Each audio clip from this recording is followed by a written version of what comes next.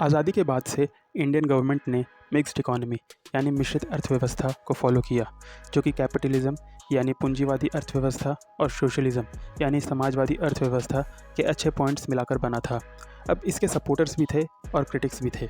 Supporters कह रहे थे कि इंडिया की इकोनॉमी आज़ादी के टाइम पर एकदम ठप पड़ी हुई थी, उसमें कोई डेवलपमेंट नहीं हो रही थी। वहाँ से इंडिया ने मिक्स्ड इकोनॉमी की हेल्प से जो पॉलिसीज़ बनाई थी वहाँ से डेवलप किया। इंडिया में सेविंग्स बढ़ी थी। इंडस्ट्रियल सेक्टर में आज़ादी के टाइम पर बस कॉटन यानी सिल्क और जूट यानी पटसन की मिल्स थी, लेकिन अब बहुत तरह की इंडस्ट्रीज़ हैं और इंडिया डिफरेंट टाइप्स के गुड्स एंड सर्विसेज प्रोड्यूस करता है। और इंडिया के एग्रीकल्चर सेक्टर में भी प्रोडक्टिविटी बढ़ी है, जिससे कि इंडिया आत्मनिर्भर हो गया था फूड को लेकर। अब इंडिया को फूड इंपोर्ट नहीं करना पड़ता था दूसरे देशों से।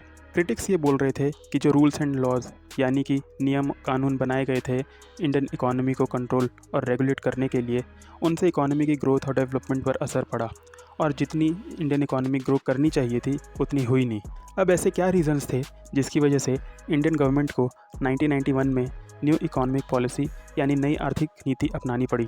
चलिए देखते हैं। पहले देखते हैं कि एक देश की इकोनॉमी काम कैसे करती है। एक देश की गवर्नमेंट के एक्सपेंसेस होते हैं और इनकम होती है। एक्सपेंसेस की बात करें तो गवर्नमेंट सोशल वेलफेयर स्कीम्स में पैसे खर्च करती है। देश को डेवलप करने के लिए इंफ्रास्ट्रक्चर बनते हैं जैसे रोड्स, ब्रिजेस एट्सेट्रा, उसमें गवर्नमेंट पैसे खर्च करती है। इंपोर्ट्स होते हैं जैसे पेट्रोलियम, उनकी पेमेंट करनी होती है। सैलरीज देनी होती है गवर्नमेंट एम्प्लॉयज़ को। ये कुछ मेन एग्जांपल्स हैं गवर्नमेंट के एक्सपेंडिचर के। अब एक्सपेंडिचर के लिए पैसे भी चाहिए, तो गवर्नमेंट के इनकम सोर्सेज हैं टैक्स, पब्लिक सेक्टर कंपनीज़ की अर्निंग्स, जो कंट्री एक्सपोर्ट करती है उससे भी रेवेन्यू जनरेट होता है। जब किसी गवर्नमेंट के एक्सपेंडिचर इनकम से ज़्यादा हो जाते हैं तो उसे हम डेफिसिट बोलते हैं, फिस्कल डेफिसिट।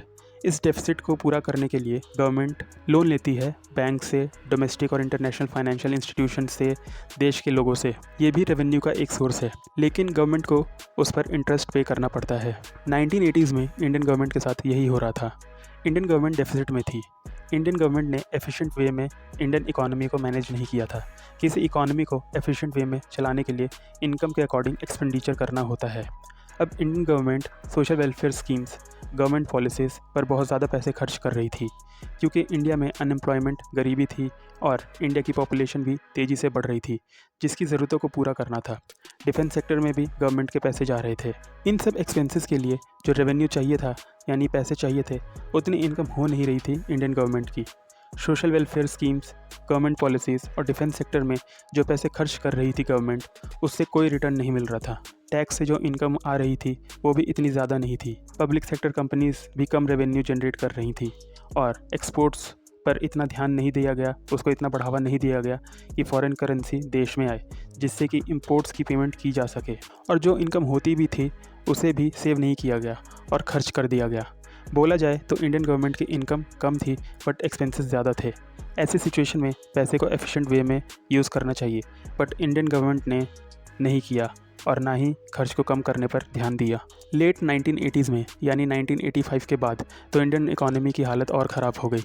गवर्नमेंट के खर्चे इतने बढ़ गए कि लोन लेने के बाद भी जो डेफिसिट था वो कम नहीं हो रहा था। इन्फ्लेशन बढ़ रही थी, यानी जो ज़रूरी सामान थे उनके प्राइसेस बढ़ रहे थे।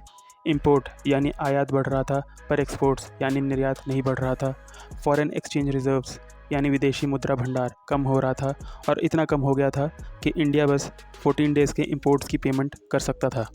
अब जो इंडियन गवर्नमेंट ने लोन लिया था फिस्कल डेफिसिट को पूरा करने के लिए, उस पर इंटरेस्ट भी देना था। वो इंटरेस्ट पेमेंट के लिए भी फॉरेन एक्सचेंज रिजर्व नहीं थे। यहाँ तक कि कोई इंटरनेशनल फाइनेंशियल इंस्टीट्यूशन इंडिया को पैसे देने को भी तैयार नहीं था। इतनी सारी प्रॉब्लम्स के बाद इंडिया की गवर्नमेंट गई international bank for reconstruction and development यानी अंतर्राष्ट्रीय पुनर्निर्माण और विकास बैंक, जिसे वर्ल्ड बैंक यानी विश्व बैंक भी बोलते हैं, और इंटरनेशनल मॉनेटरी फंड यानी अंतर्राष्ट्रीय मुद्रा कोष के पास लोन लेने के लिए। और इंडिया को $7 बिलियन का लोन मिला। अब लोन देने के लिए वर्ल्ड बैंक और IMF ने कुछ शर्तें रखी इंडिया के सामने, जो इंडिया ने मानी और इंडियन गवर्नमेंट ने न्यू इकोनॉमिक पॉलिसी अनाउंस की 1991 में। पुरानी वीडियोस में हमने देखा था कि कैसे इंडियन गवर्नमेंट ने आज़ादी के बाद डोमेस्टिक कंपनीज़ को फॉरेन कंपटीशन से प्रोटेक्ट किया और पब्लिक सेक्टर कंपनीज़ को ज़्यादा बढ़ावा दिया था।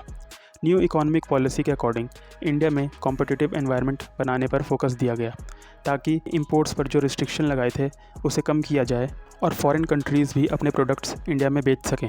बहुत सी इंडस्ट्रीज़ में पब्लिक सेक्टर कंपनीज़ की मोनोपोली थी, उसे कम किया जाए, और जो गवर्नमेंट कंट्रोल कर रही थी बहुत से सेक्टर्स, वहाँ भी गवर्नमेंट का कंट्रोल कम हो।